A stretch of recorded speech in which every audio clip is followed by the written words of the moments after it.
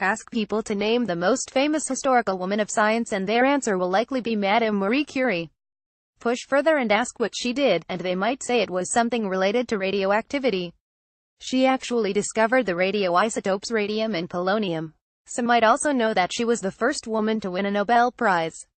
She actually won two, but few will know she was also a major hero of World War I. In fact, a visitor to her Paris laboratory in October of 1917 to 100 years ago this month would not have found either her or her radium on the premises. Her radium was in hiding and she was at war. For Curie, the war started in early 1914, as German troops headed toward her hometown of Paris. She knew her scientific research needed to be put on hold. So she gathered her entire stock of radium, put it in a lead-lined container, transported it by train to Bordeaux 375 miles away from Paris, and left it in a safety deposit box at a local bank. She then returned to Paris, confident that she would reclaim her radium after France had won the war. With the subject of her life's work hidden far away, she now needed something else to do. Rather than flee the turmoil, she decided to join in the fight. But just how could a middle-aged woman do that? She decided to redirect her scientific skills toward the war effort, not to make weapons, but to save lives. X-rays enlisted in the war effort. X-ray of a bullet in the heart. U.S. Army X-rays, a type of electromagnetic radiation, had been discovered in 1895 by Curie's fellow Nobel laureate Wilhelm Röntgen. As I describe in my book Strange Glow, the story of radiation, almost immediately after their discovery, physicians began using X-rays to image patients' bones and find foreign objects, like bullets.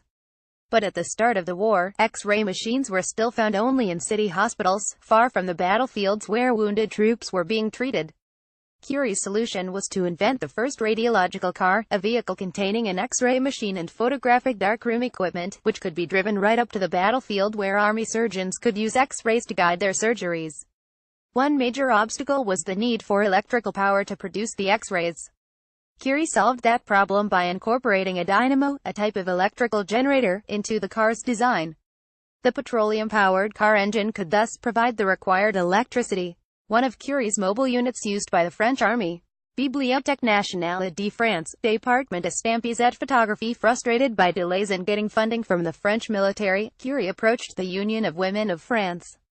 This philanthropic organization gave her the money needed to produce the first car, which ended up playing an important role in treating the wounded at the Battle of Marne in 1914, a major Allied victory that kept the Germans from entering Paris. More radiological cars were needed. So Curie exploited her scientific clout to ask wealthy Parisian women to donate vehicles. Soon she had 20, which she outfitted with X-ray equipment. But the cars were useless without trained X-ray operators, so Curie started to train women volunteers. She recruited 20 women for the first training course, which she taught along with her daughter Irene, a future Nobel Prize winner herself. The curriculum included theoretical instruction about the physics of electricity and X-rays, as well as practical lessons in anatomy and photographic processing. When that group had finished its training, it left for the front, and Curie then trained more women. In the end, a total of 150 women received X-ray training from Curie. Not content just to send out her trainees to the battlefront, Curie herself had her own little Curie, as the radiological cars were nicknamed, that she took to the front. This required her to learn to drive, change flat tires, and even master some rudimentary auto mechanics, like cleaning carburetors. And she also had to deal with car accidents.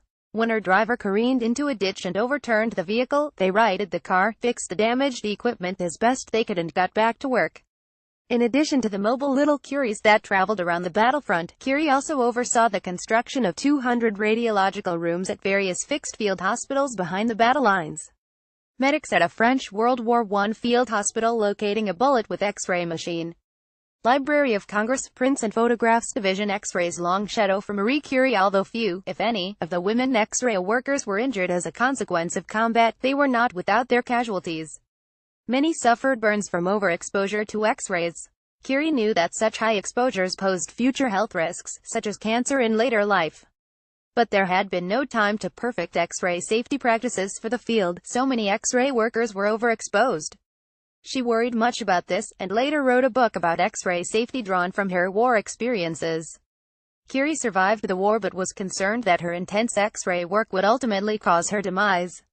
Years later, she did contract aplastic anemia, a blood disorder sometimes produced by high radiation exposure. Many assumed that her illness was the result of her decades of radium work. It's well established that internalized radium is lethal. But Curie was dismissive of that idea. She had always protected herself from ingesting any radium. Rather, she attributed her illness to the high X-ray exposures she had received during the war. We will likely never know whether the wartime X-rays contributed to her death in 1934, but a sampling of her remains in 1995 showed her body was indeed free of radium. Marie Curie and her daughter Irene in the laboratory after World War I. Copyright Association Curie Julia Curie is science's first woman celebrity. Marie Curie can hardly be called an unsung hero. But the common depiction of her as a unidimensional person, slaving away in her laboratory with the single-minded purpose of advancing science for science's sake, is far from the truth. Marie Curie was a multi-dimensional person, who worked doggedly as both a scientist and a humanitarian.